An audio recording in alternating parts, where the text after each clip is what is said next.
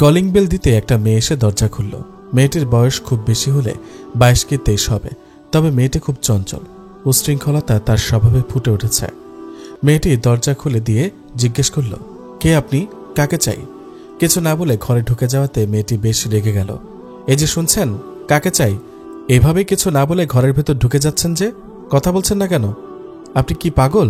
কি আশ্চর্য, কথা নেই বার্তা নেই, এভাবে বাসার ভেতর ঢুকেছেন।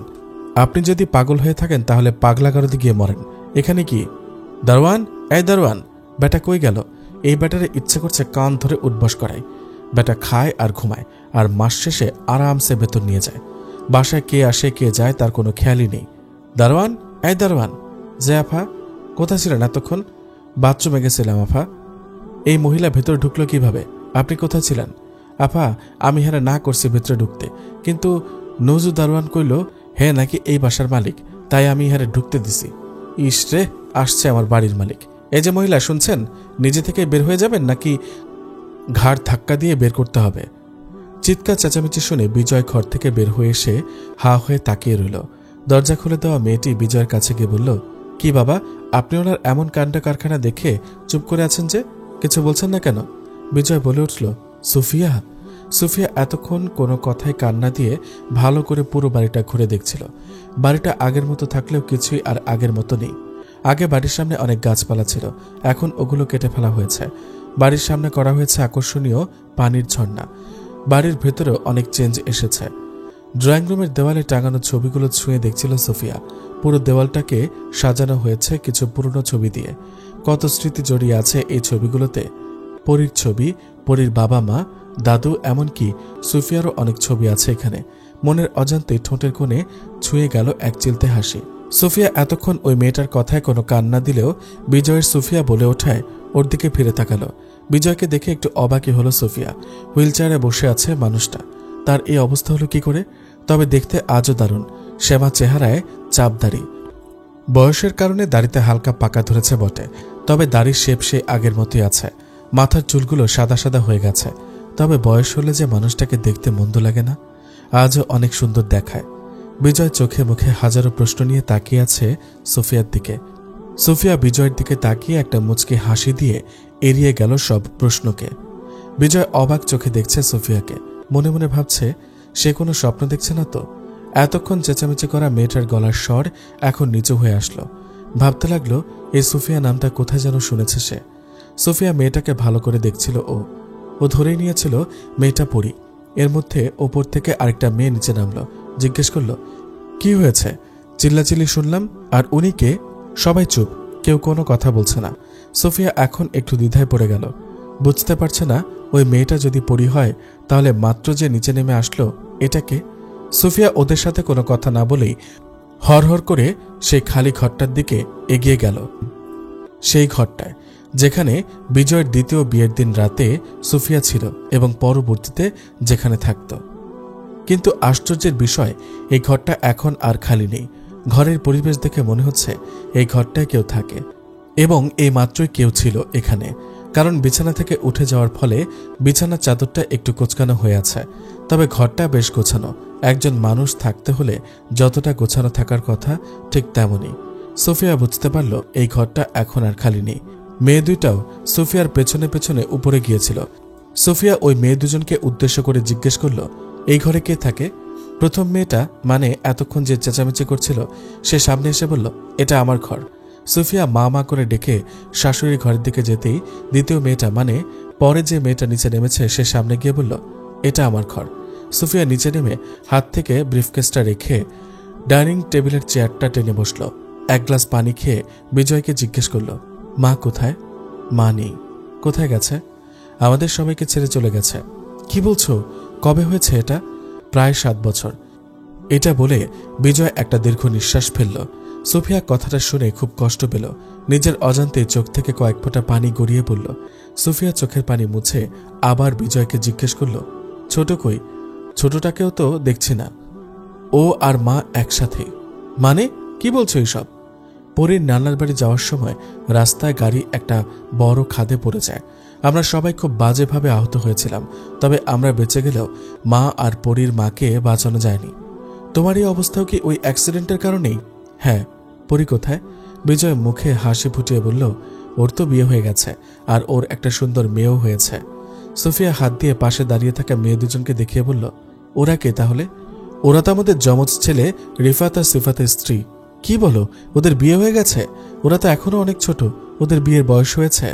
বিজয় একটা মুচকে হাসি দিয়ে বলল, সোফিয়া, তুমি ওদের 5 বছরে রেখে গিয়েছিলে, এখন ওদের বয়স 25 বছর। তবুও 25 বছর কি খুব বেশি? তা না, আসলে ওদের মা মারা যাবার পর খুব কষ্ট করে সামাল দিয়েছে ওদের। তারপর দেখতে দেখতে পরীরও বিয়ে হয়ে গেল, বাড়িটা একদম খালি, তাই ওদের বিয়েটা একটু তাড়াতাড়ি দিয়ে দিয়েছে।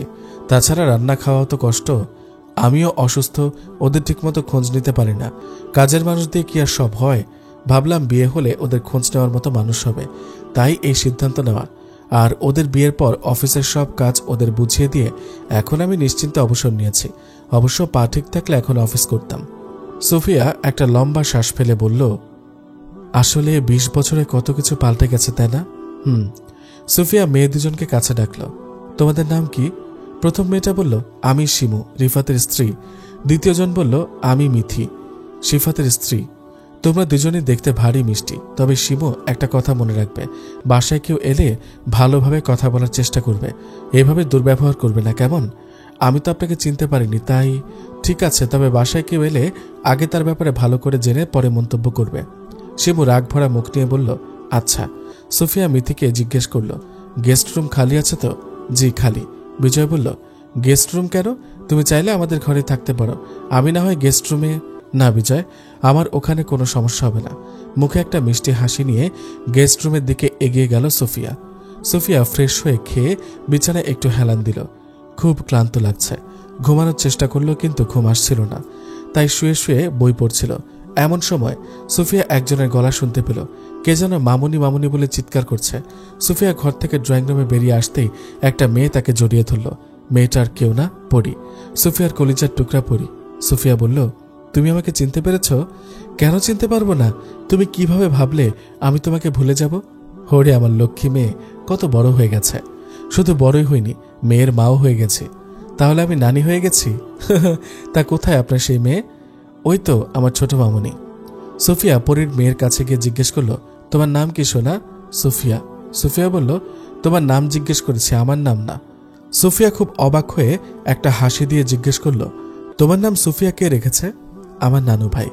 পাশ থেকে পরি সোফিয়াকে বলল, আমার বাবা তোমাকে আজও অনেক ভালোবাসে, আমিও। তুমি ফিরে আসায় ভালোই হয়েছে, আমরা এতিমগুলো এখন একটু মায়ের আশ্রয় পাবো। বাবাও তোমাকে পাশে পেয়ে খুশি থাকবে। রিফাত আর সিফাত কি আমাকে মেনে নেবে? না মামুনি, তুমি যেমনটা ভাবছ তেমনটা না, ওরাও মন থেকে অনেক ভালো। তুমি তো ওদের অনেক ছোট রেখে গিয়েছিলে, তাই জানো না। আমি ওদের কাছে তোমার অনেক গল্প করেছি, ওরা এসব শুনে তোমাকে খুব দেখতে চাইতো। দেখবে ওরা তোমাকে দেখে অনেক খুশি হবে। দেখা যাক কি হয়।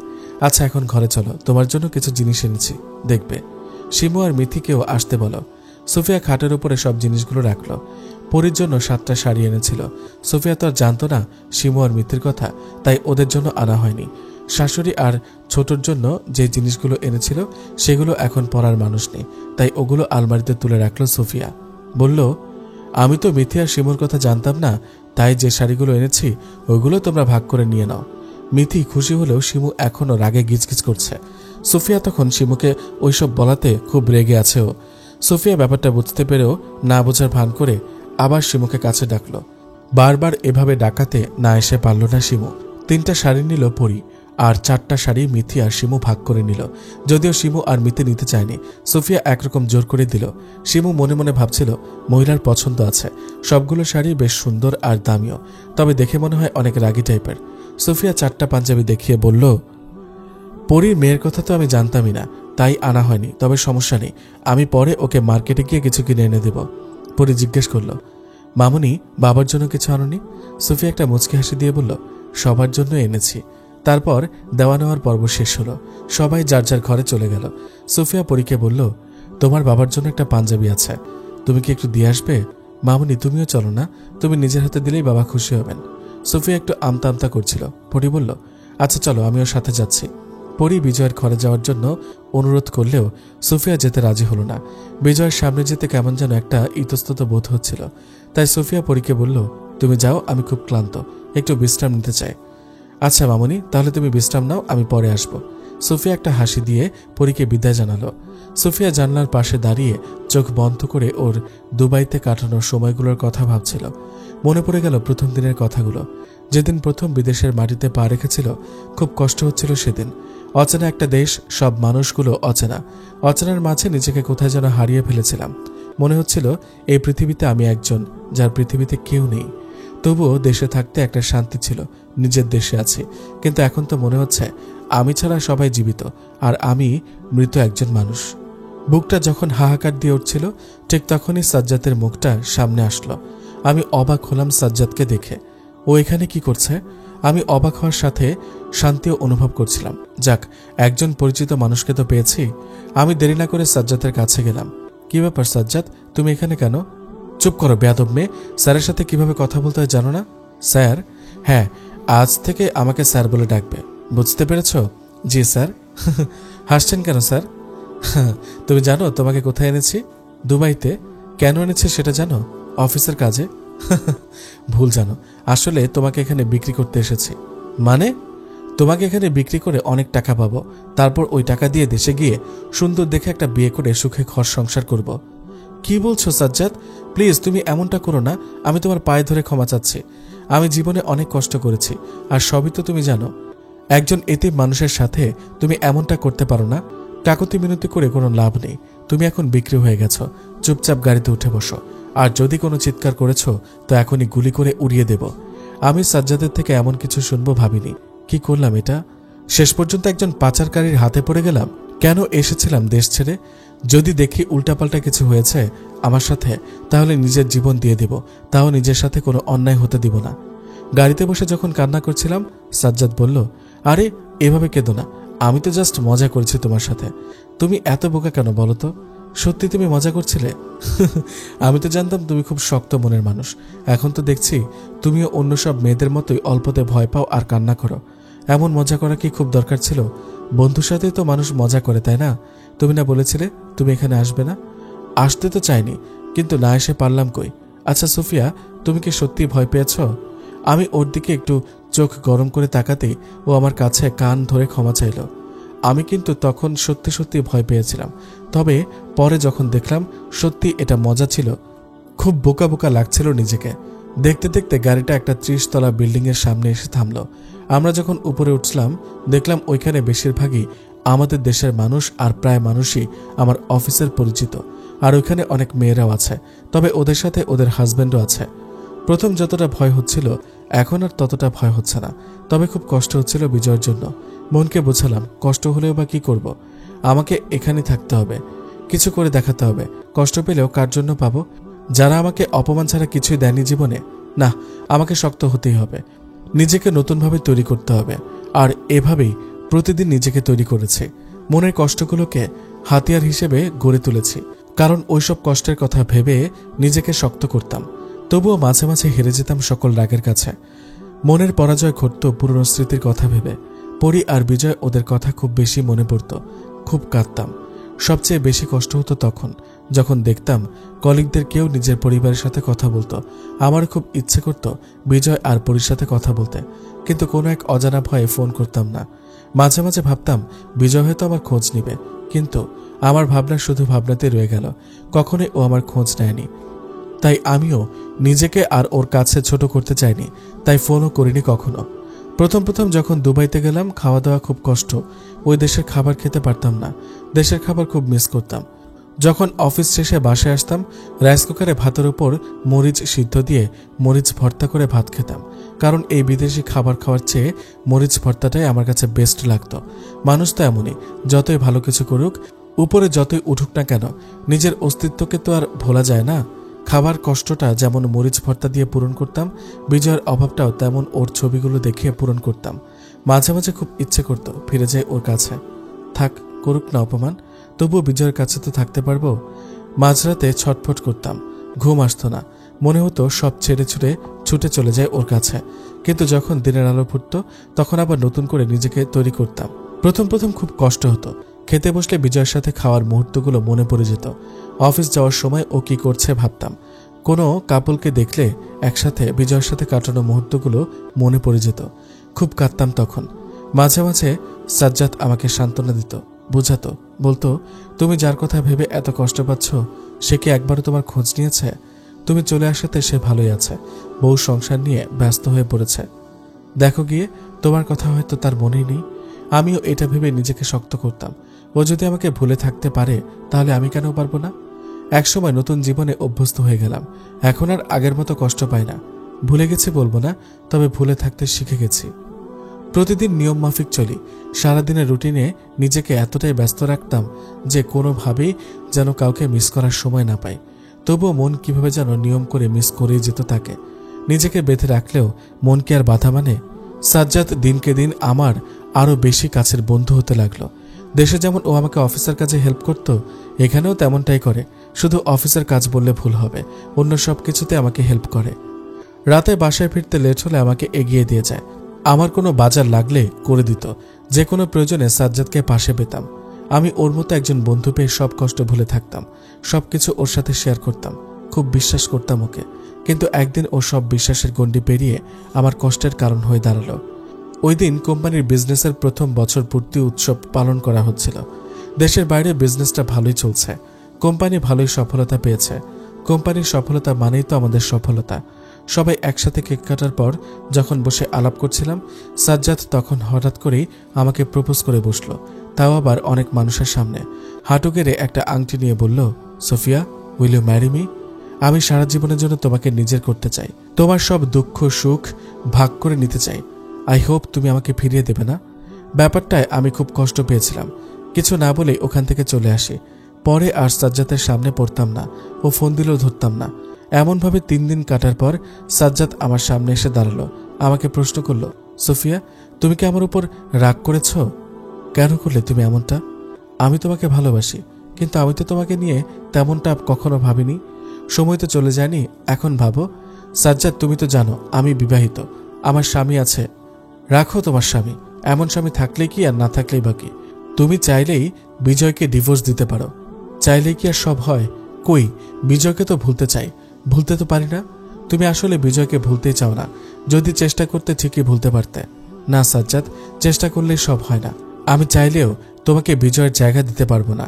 আমি তো তোমাকে খুব ভালো বন্ধু ভাবতাম, কিন্তু তুমি আজ আমার সেই বন্ধুত্বকে ছিনিয়ে নিলে। ছিনিয়ে নেইনি, বরং বন্ধুত্বকে আরো প্রখর করতে চেয়েছি। সাজ্জাদ, বিয়ে জিনিসটা থেকে আমার বিশ্বাস উঠে গেছে। বিয়ের কথা শুনলে এখন ঘৃণা হয় আমার। আমি তোমার সেই ঘৃণাকে ভালোবাসায় পরিণত করব, সেটা আর কখনোই সম্ভব না। সুফি, একটা প্রশ্ন করব, কিছু মনে করবে না তো? বলো। তুমিও তো একজন মানুষ, তোমার শারীরিক চাহিদা আছে। তোমার স্বামী যেখানে অন্য বউ নিয়ে দিব্যি সংসার করে যাচ্ছে, তুমি তাহলে কিসের আশায় পড়ে আছো? তুমিও বিয়ে করে নিজের জীবনটাকে গুছিয়ে নাও। তোমার পাশে কাউকে প্রয়োজন। এই যৌবনকে এত অবহেলা করছো, একসময় চাইলেও ফিরে পাবে না। তোমার প্রশ্নের জবাব কিভাবে আমি দেব ঠিক বুঝতে পারছি না, তবে এইটুকু বলতে পারি, একটা মেয়ের শারীরিক চাহিদা শুধু তার ভালোবাসার মানুষের জন্যই জাগে। যেখানে ভালোবাসা নেই সেখানে এসবের কোনো মূল্য নেই। ভালোবাসা আর বিয়ে ছাড়া ফিজিক্যাল রিলেশন জাস্ট একটা নোংরামি। সুফিয়া, আমি তোমাকে ভালোবাসি, কিন্তু আমি তো তোমাকে ভালোবাসতে পারবো না। তাছাড়া আমি কোনোভাবেই তোমার যোগ্য না। তুমি তো জানো আমি মা হতে পারবো না। জানি। তাহলে বাচ্চাই কি জীবনের সব? আমি এমন অনেক দম্পতি দেখেছি যারা বাচ্চা না হওয়া সত্ত্বেও সুখে আছে, খুব ভালোভাবেই সংসার করে যাচ্ছে। তাদের জীবনে দ্বিতীয় বিয়েরও কোনো প্রয়োজন পড়েনি। হয়তো তুমি ঠিক, তবু আমি তোমাকে ঠকাতে পারবো না। তুমি তোমার লাইফে একজন ভালো মেয়ে ডিজার্ভ করো। আমার সাথে কোনো দিক থেকে মানায় না তোমাকে। আমি সব মানিয়ে নেব। না সাজ্জাদ, এটা হয় না। প্রথমত আমি বিবাহিত, দ্বিতীয়ত আমি মা হতে অক্ষম, আর তৃতীয়ত তুমি আমার বয়সে ছোট। আমি যদি সবকিছু মেনে নিতে পারি তাহলে তোমার নিশ্চয়ই সমস্যা হবে না। কোনো সমস্যা আছে, তোমার মা কখনো এমনটা মেনে নেবেন না। আমি দেখেছি ছেলে মায়ের পছন্দ মতো বিয়ে না করলে কি হয়। তোমার মায়ের পুরো অধিকার আছে একজন যোগ্য পুত্র বউ পাওয়ার। আর সবচেয়ে বড় কথা, আমি এখনো বিজয়ের স্ত্রী, আর আমি শুধু বিজয়কে ভালোবাসি। তাহলে শুনে রাখো, আমিও তোমাকে ভালোবাসি। যদি বিয়ে করতে হয় তোমাকে করব, আর না হলে জীবনে বিয়েই করব না। সেই থেকে এত বছর কেটে গেল, ছেলেটা আজও বিয়ে করল না। কত অনুরোধ করলাম, কত বুঝালাম, কোনো কাজ হলো না। ওর মা খুব কান্নাকাটি করে, খুব করে বলে বিয়ে করতে, কিন্তু ও তো নাছরবান্দা, কোনো কথাই শোনে না। একদিন সাজ্জাদের মা আর সাজ্জাদ ভিডিও কলে কথা বলছিল, আমিও সেখানে ছিলাম। সাজ্জাদের মা সাজ্জাদকে বারবার শুধু বিয়ের জন্য অনুরোধ করছিল, বাবা দয়া করে এবার একটা বিয়ে কর, আমি মরার আগে আমার নাতি নাতনির মুখ দেখতে চাই, তাহলে এ জীবনে তোমার আর মরা হবে না। মানে মানে বিয়েই করব না, নাতি নাতনি আসবে কোথা থেকে? বাবা আমি কি তোর কাছে খুব বেশি কিছু চেয়ে ফেলেছি? সাজ্জাদ চুপ করে রইল। আমি সাজ্জাদের পাশেই কাজ করছিলাম। আমাকে দেখে আন্টি সাজ্জাদকে বলল, তোর সাথে কথা বলে কোনো লাভ নেই, সুফিয়াকে দেখা যাচ্ছে, ওর কাছে ফোনটা দে। তারপর সাজ্জাদ আমার কাছে ফোনটা দিয়ে কাজে মন দিল। আমি আন্টির সাথে কথা বলতে লাগলাম। সালাম দিয়ে কথা শুরু করলাম, কেমন আছেন আন্টি? কেমন আর থাকি বলো, ছেলেটা দেখো না, আমার কোনো কথাই শোনে না। কত বলছি একটা বিয়ে করে সংসারী হতে, কিন্তু কে শোনে কার কথা? তুমি একটু বোঝাতে পারো না সাজ্জাদকে? তুমি তো ওর খুব ক্লোজ ফ্রেন্ড, তোমার কথা নিশ্চয়ই ও রাখবে। আমি তো সাজ্জাদকে বলি বিয়ের কথা। মা আমার একটা কাজ করে দিবে। কি কাজ? তুমি তোর খুব কাছের বান্ধবী, আমার যতটুকু মনে হয় ও তোমার কাছে অনেক কিছু শেয়ার করে। তুমি কি বলতে পারবে ওর বিয়ে না করার কারণটা? আমি চমকে গিয়ে বললাম, সঠিক বলতে পারছি না আন্টি। সাজ্জাদ কি এই ব্যাপারে কখনো তোমাকে কিছু বলেনি? আমি চুপ করে রইলাম। জানো, সাজ্জাদ একদিন বলেছিল সে নাকি একটা বিবাহিত মেয়েকে পছন্দ করে, আর মেয়েটা নাকি ওর বয়সেও বড়। সেদিন এই কথা শুনে ওর সাথে খুব রাগারাগি করেছিলাম, কিন্তু এখন মনে হচ্ছে আমি ভুল করেছি। মেয়েটা বিবাহিত হলেও আমার কোনো সমস্যা নেই, আমার ছেলের বউ দরকার। আমার ছেলের যদি ভালো হয় তাহলে আমারও ভালো। তুমি কি আমাকে একটু সাহায্য করতে পারবে? জি বলুন আন্টি, আমি চেষ্টা করব। তুমি একটু খোঁজ নিয়ে দেখবে মেয়েটাকে। আমি আর কোনো কথা বলার সাহস পেলাম না। আমি তো ভালো করে জানি মেয়েটাকে, কিন্তু বারবার সাজ্জাদকে বুঝিয়ে কোনো কাজ হলো না। ও বিয়ে করবে না, এটাই ওর শেষ কথা, আর যদি বিয়ে করে তাহলে আমাকেই করবে। সাজ্জাদের মাও আস্তে আস্তে বলে ছেলের বউ দেখার ইচ্ছা মাটি চাপা দিতে লাগলো। আমিও ওকে বলতে বলতে ক্লান্ত হয়ে গেছি, তাই আর কিছুই বলি না এখন। কি আর বলবো, বিয়ে করতে বললেই বলে তুমি রাজি থাকলে এখনই করব। আমিও আর রাজি হই না, সাজ্জাদের বিয়েও আর হয় না। এভাবেই কেটে গেল 20টা বছর। 20 বছর পর দুবাইতে সেটেল হওয়ার প্ল্যান ছিল, কিন্তু ভিসা পাসপোর্টের মেয়াদ শেষ হয়ে যাওয়ায় তা আর সম্ভব হলো না। আর কোম্পানির নিয়ম হলো 20 বছর জব করার পর সেখানে আর জব করতে পারবে না। নতুন প্রজন্মকেও তো চাকরি করার সুযোগ দিতে হবে, তাই এখন বাধ্য হয়ে দেশে ফিরে যেতে হচ্ছে। দেশে ফিরে আসার আগে সাজ্জাদকে বললাম, অনেক তো ব্যাচেলর জীবন কাটালে, এখন দেশে গিয়ে বিয়ে করে সংসারী হও। সংসার জীবনটা আমার কপালে নাই। কপালে নাই নাকি তুমি সেটাকে জোর করে দূরে ঠেলে দিচ্ছ? সুফিয়া অনেক তো হলো, চলো না এবার আমরা বিয়ে করে ফেলি। বিয়ে এই বয়সে? সমস্যা কি? আমি এখন 49-এ পা রেখেছি, আমিও তো 40-এ পা রেখেছি, তবুও তুমি এখনো যুবক, তুমিও আমার কাছে যুবতী। সাজ্জাদ তুমি আমাকে সত্যি ভালোবাসো এটা আমি জানি। এতদিনে জানলে? যদি সত্যি ভালোবেসে থাকো একটা কথা রাখবে? বলো না, আগে প্রমিস করো। আচ্ছা করলাম, তুমি এবার একটা বিয়ে করে ফেলো। সরি, আমি এই প্রমিসটা রাখতে পারলাম না। তাহলে পারলে আমাকে ভুলে যেও। সেটাও আর পারলাম না, তবে কথা দিচ্ছি তুমি না চাইলে তোমাকে আর জ্বালাবো না। সাজ্জাদের কথা শুনে অবাক হয়ে তাকিয়েছিলাম, কি বলবো ভাষা খুঁজে পাচ্ছিলাম না, তাই আর কথা না বাড়িয়ে চলে আসলাম ওখান থেকে। এই তো আজকে একসাথে দেশে ফিরলাম দুজন। সাজ্জাদ চলে গেছে ওর গ্রামের বাড়িতে, আর আমি এখানে আসলাম। অনেকেই ভাবছেন আমি কেন ফিরে এলাম এই অভিশপ্ত জীবনে। সব অপমান ভুলে নিজের আত্মসম্মানকে মাটি চাপা দিয়ে এখানে ফিরে আসার কি কোনো দরকার ছিল? আমি বলবো দরকার আছে। জীবনে তো কষ্ট কম করেনি, টাকাও ইনকাম করেছে অনেক। এগুলো দিয়ে কি আর জীবনের সব হয়? জীবনে বেঁচে থাকতে হলে মনের শান্তির প্রয়োজন, আর আমি সে শান্তির খোঁজে এখানে এসেছি। আমি হাতে কিছু কাগজপত্র নিয়ে বিজয়ের ঘরে যাওয়ার উদ্দেশ্যে সিঁড়ি বেয়ে উপরে গেলাম। ঘরের ভেতরে পা রাখতে গিয়েও পিছিয়ে গেলাম। ঘরটার ভেতরে যেতে একটা অস্বস্তি হচ্ছে। দরজার সামনে গিয়ে ভাবছিলাম ঘরে ঢুকবো কি ঢুকবো না। বিজয় আমাকে দেখে বলল, বাইরে দাঁড়িয়ে আছো কেন, ঘরে এসো। আমি ঘরের ভেতরে গিয়ে বিছানার একপাশে বসলাম। ঘরটাকে ভালো করে দেখছিলাম, সবকিছু আগের মতোই আছে, যেভাবে ছোট সাজিয়েছিল। এই সাজানো সংসার রেখে ছোট আজ অন্য দুনিয়ায় বাস করছে। সুফিয়া যখন ঘর দেখায় ব্যস্ত, বিজয় তখন সুফিয়াকে দেখছিল। আজ প্রায় 20 বছর পর সুফিয়া এইভাবে বিজয়ের সামনে বসে আছে। এতদিন পরে আবার সুফিয়ার সাথে দেখা হবে ভাবেনি। সুফিয়া সে আগের মতোই আছে, বয়সের ছাপ এখনো ওকে ছুঁতে পারেনি। খোপা করা চুলে বড্ড মায়াবী লাগছে দেখতে। সুফিয়ার চোখ বিজয়ের চোখে পড়তেই বিজয় অন্যদিকে ফিরে তাকায়। বেশ কিছুক্ষণ চুপ থাকার পর সুফিয়া বলল, বিজয় তোমার সাথে কিছু কথা আছে, কাজও বলতে পারো। কাজের কথা না হয় পরেই বলি, একটা প্রশ্নের জবাব দিবে। কি প্রশ্ন? সেই যে গেলে আর তো খোঁজ নিলে না। তুমিও তো খোঁজ নিতে পারতে। কে বলল খোঁজ নেইনি? তুমি যাওয়ার 2 মাস পর তোমার অফিসে গিয়েছিলাম। তোমার কোনো সঠিক কন্ট্যাক্ট নাম্বার না পেয়ে সাজ্জাদের কাছে ফোন দিয়েছিলাম, কিন্তু ও বলল তুমি নাকি আমার সাথে কথা বলতে চাও না। অনেক অনুরোধ করার পরও তোমার সাথে কন্ট্যাক্ট করার কোনো নাম্বার বা অ্যাড্রেস কিছুই দেয়নি। সাজ্জাদ যা করেছে আমার ভালোর জন্যই করেছে। তারপর আবার কিছুদিন পর তোমার অফিসে গিয়ে তোমার সাথে যোগাযোগ করার নাম্বার চাইলে তারা আমাকে দেয়নি। ওনারা বলেছেন কাউকে ঠিকানা বা নাম্বার দেওয়া অফিসের রুলসের বাইরে। তাই বাধ্য হয়ে আবার সাজ্জাদকে ফোন দিলাম, কিন্তু সাজ্জাদ যা বলল তাতে আমি অনেকটা শকড হয়েছিলাম। কে এমন বলেছিল সাজ্জাদ? বলেছে তুমি আর সাজ্জাদ তাকে বিয়ে করেছ। কি? আরো বলল আমি যেন তোমাদের লাইফে বাধা না হয়ে দাঁড়াই। তোমরা সুখে সংসার করছো, তোমাদের যেন ভালোভাবে সংসার করতে দেই। তাই আমি আর তোমাদের ডিস্টার্ব করতে চাইনি। তুমি কি বিশ্বাস করো আমার আর সাজ্জাদের বিয়ের কথা করেছিলাম, কিন্তু মনের মধ্যে আজও একটা সংশয় কাজ করে। যদি তোমাদের বিয়ে হয়েই থাকে তাহলে ডিভোর্স লেটার পাইনি কেন? তবে আজ পুরোপুরি শিওর হলাম যে তোমাদের বিয়েটা হয়নি। কিভাবে শিওর হলে? যদি তোমার সাজ্জাদের সাথে বিয়ে হতো তাহলে তুমি আমার জীবনে আবার ফিরে আসতে না। ফিরে এসেছে কে বলল? কে বলবে? চোখের সামনে তো দেখতে পাচ্ছি। সবসময় চোখে দেখা সবকিছু সত্য নাও হতে পারে হয়তো। তবে একটা জিনিস খুব জানতে ইচ্ছে করে, সাজ্জাদ এমনটা কেন করলো? ও আমাকে খুব ভালোবাসে তাই। আর তুমি? আমি চুপ করে রইলাম। আচ্ছা বাদ দাও, তুমি ফিরে এসেছো এটাই যথেষ্ট। তোমাকে আবার কখনো এভাবে দেখতে পাবো ভাবিনি। সোফিয়া, তুমি ফিরে এসে ভালো করেছ। এই অসুস্থ মানুষটার পাশে তোমাকে খুব দরকার। আজকাল নিজেকে খুবই একা লাগে। কেন একা কেন লাগবে? তোমার তো ছেলে মেয়ে সবাই আছে। তাদের আর সময় কই আমার খোঁজ রাখার? তারা তো নিজেদের কাজ নিয়ে ব্যস্ত। তারা তো এখন আমার খোঁজ নেওয়া ছেড়ে দিয়েছে। কিন্তু একসময় এই সন্তান না হওয়ার কারণেই তুমি আমাকে দূরে ঠেলে দিয়েছিলে। আমি জানি। তার জন্য আজ আমি তোমার কাছে ক্ষমা চাইছি।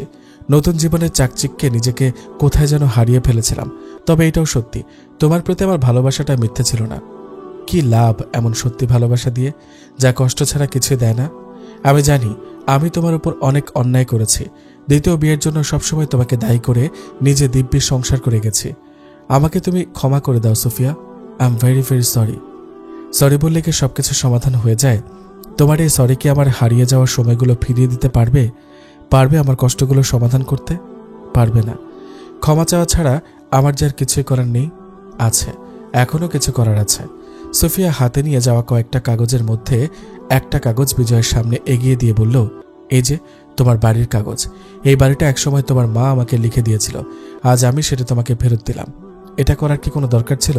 অবশ্যই। এখন আমার যথেষ্ট অর্থ সম্পদ আছে। আমি ওইগুলো দিয়েই খুব ভালো করে চলতে পারবো। তাছাড়া যে বাড়িতে আমি থাকি না সেই বাড়ি শুধু শুধু নিজের নামে রাখার কি দরকার? সোফিয়া আরেকটা কাগজ বিজয়ের সামনে এগিয়ে দিয়ে বলল, এই কাগজে তোমার একটা সই লাগবে।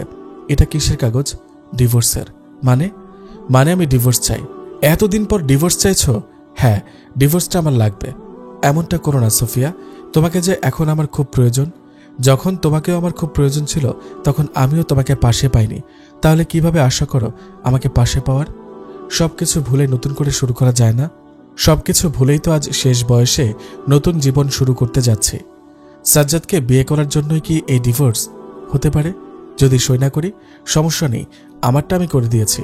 এই বলে ওই বাড়ি থেকে শেষবারের মতো চিরদিনের জন্য বের হয়ে আসলাম। এই বাড়িতে আর কখনো আসবে না। এই বাড়ির মানুষগুলো খুব স্বার্থপর। অনেকেই ভাবছেন আমি ডিভোর্স নিয়ে এখন সাজ্জাদের সাথে বিয়ে করে সুখে ঘর সংসার করব। বিজয় সেটাই ভেবেছে, কিন্তু না, সে আমাকে ভুল বুঝেছে। তবুও আমি তার ভুল ধারণা ভাঙার কোনো প্রয়োজন মনে করিনি। থাক না কিছু ভুল ধারণা নিয়ে, তাতে কি আসে যায়? যৌবনকাল কাটিয়েছি স্বামী ছাড়া। তখন যখন বিয়ে করিনি, এই বয়সে বিয়ে করে নিজের নামের সাথে কলঙ্ক জড়াতে চাই না।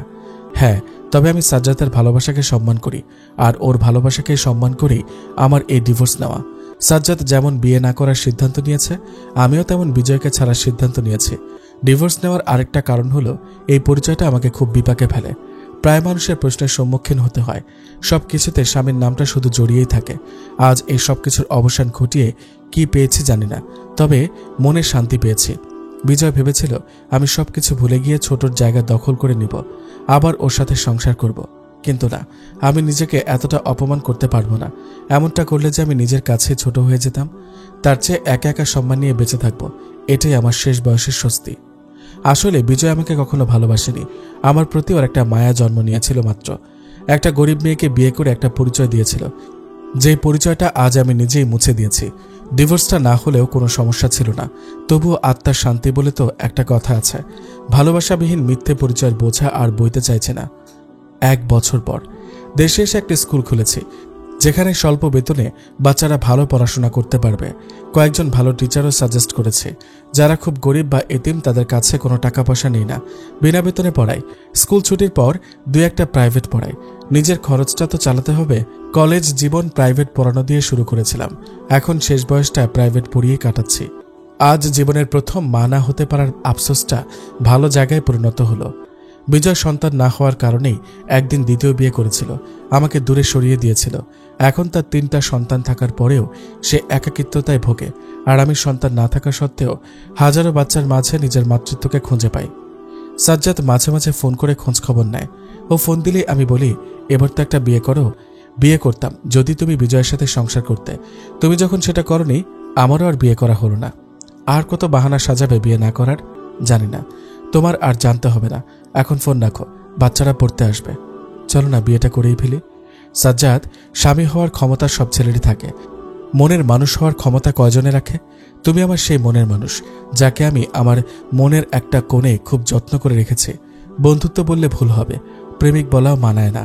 কিছু সম্পর্কের কোনো নাম হয় না, তোমার আমার সম্পর্কটাও না হয় নামবিহীন রয়ে যাক।